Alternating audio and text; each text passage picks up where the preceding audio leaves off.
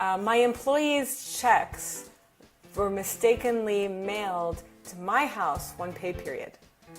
Since it was critical that they all get paid on time, I wrote them each net checks and then deposited their payroll checks back into the company bank account. How do I record these transactions?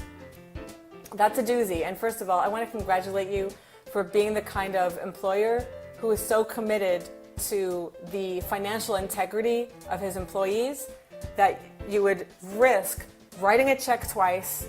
Now there are 2 outstanding checks. Sure, one set of checks is hopefully under your control, but it's still, it's more work for you, it's more risk for you, but you're committed to making sure that your employees get paid and get paid on time, and I just wanted to acknowledge you for that.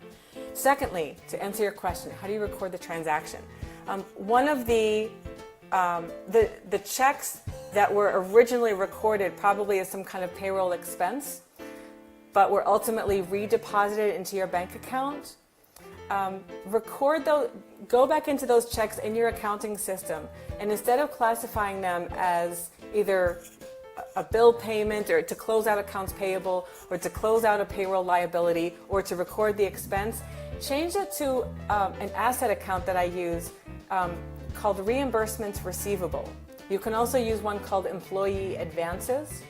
You can also make up hopefully this doesn't happen too frequently, but you can also just add an account to the chart of accounts that's descriptive.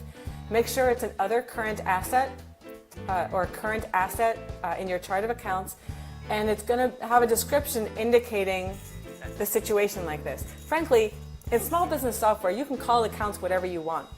And as long as this zeroes out, which it should, as soon as those original checks get deposited back into your business bank account, it's going to zero out. So it's not going to show up in your year-end reports for income tax reporting or for your financial statements in the first place.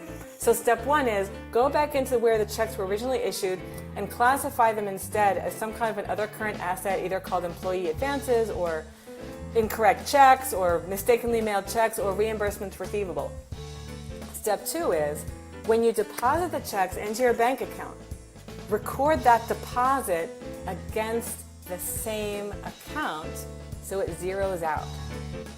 Step 3 is the net checks that you write, those need to be recorded in the same way that the original checks were.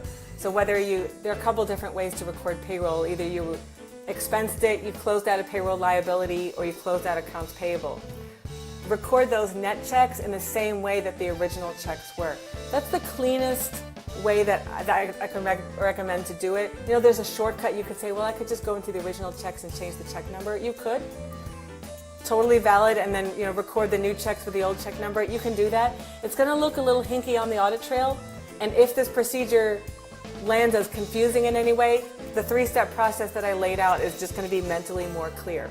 So again, you go into the original checks, change it to an asset account called something like reimbursements receivable or employee advances or incorrectly mailed payroll checks, and then record the deposit against the same account, record your new net checks and record them using the same, thanks LaTanya, record them using the same techniques that you used to record the original payroll checks.